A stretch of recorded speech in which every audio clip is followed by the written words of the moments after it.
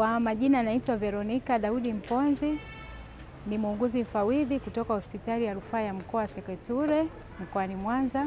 Leo nimeongozana na timu ya watumishi kutoka hospitali ya mkoa wa Mwanza kuja hospitali ya rufaa ya mkoa Mount Meru kwa ajili ya ziara fupi yenye malengo makuu mawili, kwa ajili ya kujifunza kuongeza mapato ya hospitali, pia na kujifunza kuboresha huduma za hospitali.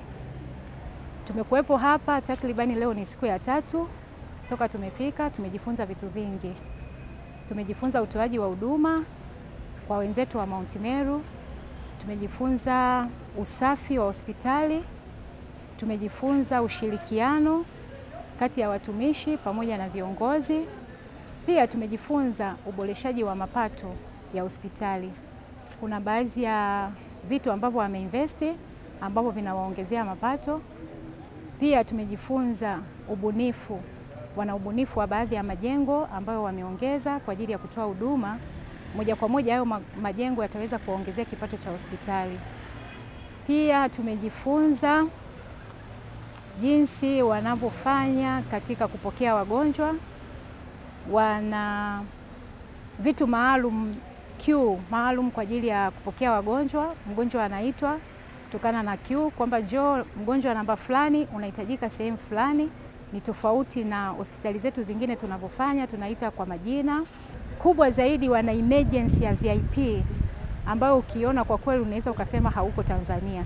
Kwa hiyo tumejifunza vitu vingi sana ambavyo sio rahisi kuvieleza kwa muda mfupi. Kwa hiyo ziara yetu imekuwa ni ziara yenye manufaa, imekuwa ni ziara ambayo itatusaidia na sisi tuende tukaboreshe, kwa sababu vitendea kazi na sisi tunavyo, watu wa huduma na sisi tunao. Kwa hiyo tumekuja kuangalia gaps ambazo sisi tulizo nazo ili tuende tukarekebishe.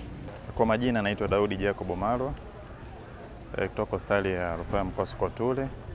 Ni mkuu wa kitengo cha huduma kwa wateja kwa maana ya customer care. Binafsi niwapongeza hospitali ya Mount Meru kwenye swala la customer care. Tulikuwa na wiki ya afya duniani ambayo kitaifa ilifanyika Dodoma. Tuliona wamekuwa kwanza kati ya RRH zote 28 Tanzania. Kwa hiyo tulikuja kuona wenzetu wanafanyaje. Mwenzio akifanya kizuri ni vizuri ukakichukua ukaboresha. Ndio lilikuwa lengo kuu. Kwa majina naitwa Dr. Innocent Kaiza, ni daktari bingwa wa magonjwa ya kina mama katika hospitali ya mkoa wa Mwanza. Nipo na timu hii kama alivyotangulia kusema mwenyekiti wa hii timu tulioelekezwa na mganga wetu mfawidhi kwa ajili ya kuja kujifunza. Mimi kama daktari bingwa kwa kusaidiana na wenzangu tumejifunza huduma wanazozitoa hapa Mount Meru za huduma za haraka na huduma maalum VIP. Tunaona wenzetu wanazifanya kwa ubora, na jinsi tulivyojifunza na hali tulioelekezwa tunaona kabisa na sisi kwa moyo mmoja wa kushirikiana na viongozi wetu pale Seketure tuna uwezo wa kuboresha kwenda sambamba kama wenzetu wa Mount Meru.